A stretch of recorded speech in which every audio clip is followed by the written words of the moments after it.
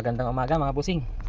So ayan, nandito tayo ngayon sa Novaliches, Quezon City. So mayroon tayong gagawin na Toyota Innova 2017 model. Ayan. So shout out kay sir, customer natin from Canada. Ayan, sa YouTube, nakita sa YouTube din nag-message sa akin. So ito, ang papalagay niya ay head unit na may 360.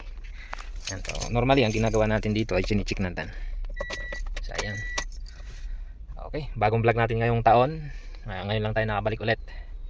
So shout out sa lahat ng mga subscriber ko dyan. Ayan, Happy New Year sa inyo lahat. At God bless po sa inyo lahat. Ayan, ito. So ito yung ginagawa natin dito. Normally chine-check talaga natin. Ayan, start natin. Itong unit ni sir na radyo is sira na daw. So hindi na siya nag-on. Ayan, palang totally blackout na. So siguro sa tagal 2017 pa ito. So almost 7 years na. So papalitan natin ng 360.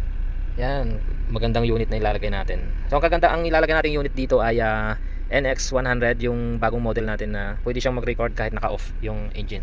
So ayan mga bossing, natisting na natin to. Ayan, lahat working naman siya. Okay. Ayan, talagang totally blackout siya. Ayan, testing na lang natin to mamaya dun sa bagong unit. Ayan, working. Okay. Ayan mga bossing, baklas na natin pa. Babaklasin natin. So ang unang baklas nito ito, ayan, sa mga hindi pa masyadong pamilyar. Nandun ito, unahin itong dalawang mahabang ito. Tapos saka natin baklasin yung panel. Ayan, ito. Ayan, sinisikwat lang yan, clip lang yan siya. Tapos itong maliit. Ayan. And then itong panel, ayan. Hatakil lang yan.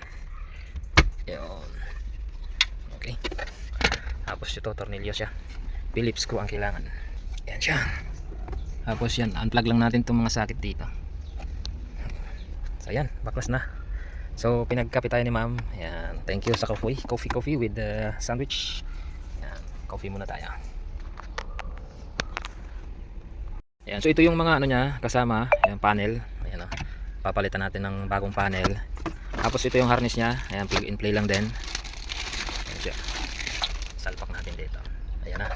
Ito, plug and play lang siya. Tapos ito yung kanyang head unit. Ito yung mga wirings niya. At meron din siyang 4G. Ayan. Ito yung kanyang head unit. Ayan. Ito yung kanyang specs, ayan, 360 1280 na. So tapos ito yung 360 niya. Camera, ayan, 1080p na. Mas malinaw, maganda na siya. Ayan. Okay. TSA din. So testing natin dito. Testing muna natin. Ayan na, nakasalpak na siya lahat. Okay, ayan na, nag-open na siya. Tapos ito yung kanyang mga camera. Ayan. Ito harap, tsaka likod. Then itong dalawa, kaliwa at kanan. So mayroon din naman siyang color coding dito. And may nakalagay. Ayan. Okay, working siya, gumagana. Set up na lang natin yung steering control ng sasakyan. Siniset up na natin yung steering control. Ayan, answer. So medyo makunat na yung pindutan ni sir. Ayan, tapos okay. So ayan. Ayan, working na siya. Volume and mode. So medyo na yung medyo makunat na yung pindutan ni sir. Radio. Ayan, working. Ayan.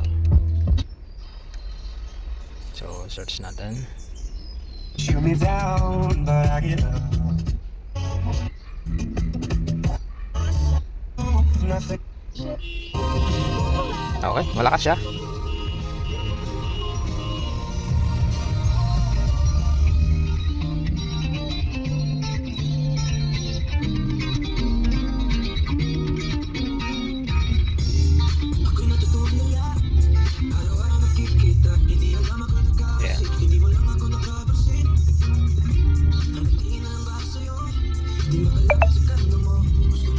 Working siya.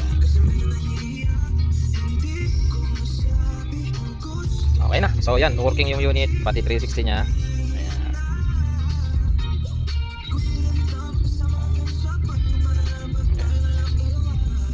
Okay. So ang gagawin natin ngayon ay baklasin na natin ito. Ayan. Pati side mirror. Ayan. So yan, binaklas na natin. Ayan. tanggal na siya. So ito na yung mga side mirror niya. Okay. Tapos para mas madali, ang gagawin natin, tatanggalin natin itong cover. Ayan. Ito. Para makita kagad natin kung saan natin bubutasan. Ayan. Kahit hindi natanggalin yung salamin, okay lang. So normally kasi dito yung binubutas. Ay, may ano na rin pala ito. Siguro binaklas na to dati. Ayan. Kaya ano, meron na siyang awang. Ay, nakaangat siya. Hindi siya naibalik ng maayos. Okay. Ayan. Okay, pakita ko sa inyo mamaya pagka ano, pagbutas. Baklas na siya. Ayan. Tinanggal natin yung likod, tapos salamin. Dito natin itatama o isasakto yung camera. Ito sa side na to. So dito siya. Pwede rin dito kasi medyo malayo na siya. So mas ano kasi, pagka yung ibang side mirror, mayroon siyang ilaw dito. So normally dito ko nilalagay. Ayan. So sakto dito din sa bukol na to. Pag may ilaw dito sa tapat niya, pwede rin dito. So walang ilaw to, dito na ilalagay. Ayan.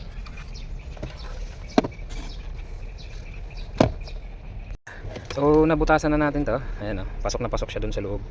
Ayan, saktong sakto siya.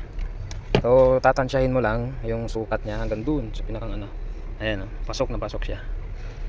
Ayan. Okay, so lagyan na natin ang camera. Ayan na, nilagay na natin yung camera. Ayan, pasok na pasok talaga siya dyan. Okay. So yan, tapos na. Itong side mirror na isa, ayan, nilagay na natin. So ayan, dapat itong camera nya ay nakatutok dito. Ayan. So baka naka-straight siyang ganun. Tama na yan. Okay. Okay na. Lumaluwag na tong side mirror ni sir. Okay na. So nakabit na natin lahat. So yung isa na lang, medyo masikip doon kaya inuna natin dito. Okay. Nakabit na natin lahat ng ano, side mirror kabilaan. So ito, ayan. Tapos dito sa harap, ayan ito. Ayan, nakabit na rin natin yung sa harapan. Ayan. So ang ano natin dito is likod na lang. Ayan. Tatakbo natin yung wire dito. Tapos dito sa likod. Okay. Yan na lang. Likod na lang ang ano nito. Yung likod na camera na lang ang kulang. Okay. So ayan.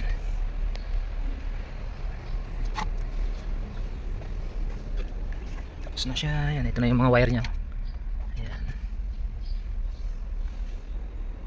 Ayan, tapos na yung likod. Dito na yung wire niya. Tapos dito na. Ayan. So, dito na natin nilagay. Para nakasentro siya. Ayan. Okay. So dito yung wire sa loob. Ayan. Tapos dito pinasok natin dito. Okay. Tapos dito na siya. So tatakbo na natin sa harap. Ayan. So tapos na yung likod. And then harap na. Na-fix na natin yung sa harapan. Ayan na.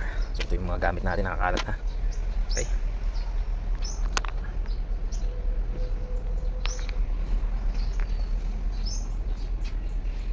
So yan mga bossing, tapos na.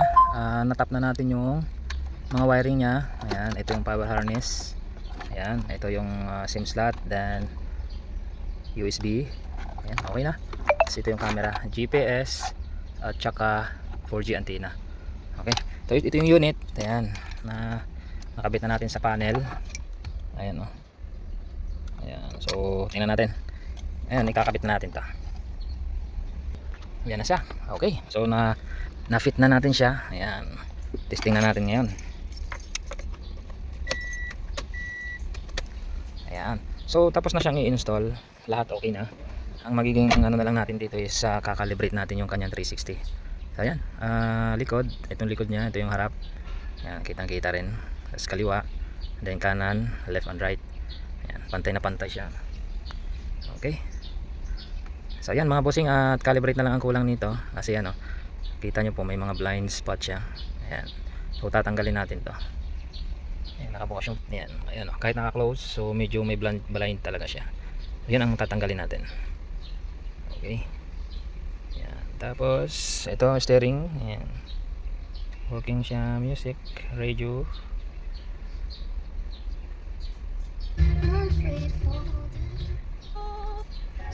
Okay, tapos pag nag-reverse siya, ayan, automatic siya. Ayan. then tapos pag nag signal light, ayan, automatic din siya. Ayan o, makikita yung left and then right. Ayan, so pag nag hazard ganun din. Ayan, pantay na pantay siya, napakaganda. Okay, so yan, calibrate na lang mga bossing, tapos na siya. Yan, magkakalibrate na tayo mga bossing. Ayan o, nilipat-lipat na ng hangin. So upitin natin to ng bato. Kailangan flat na flat siya. Ayan, so dagdagan natin ng bato. Ayan na. Okay. Ayan, try na natin i-calibrate, sana hindi maano ng hangin. Ayan.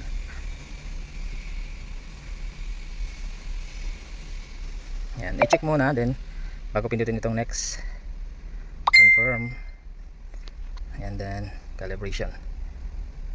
Okay, so yan.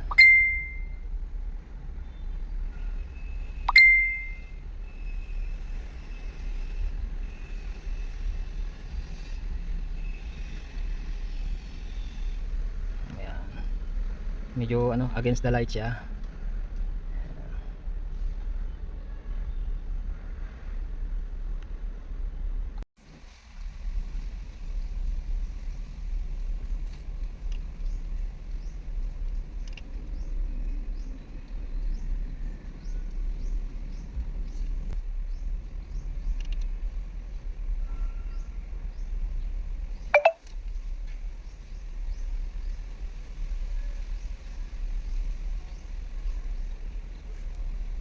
So yan, nilipad na yung tarpaulin isa.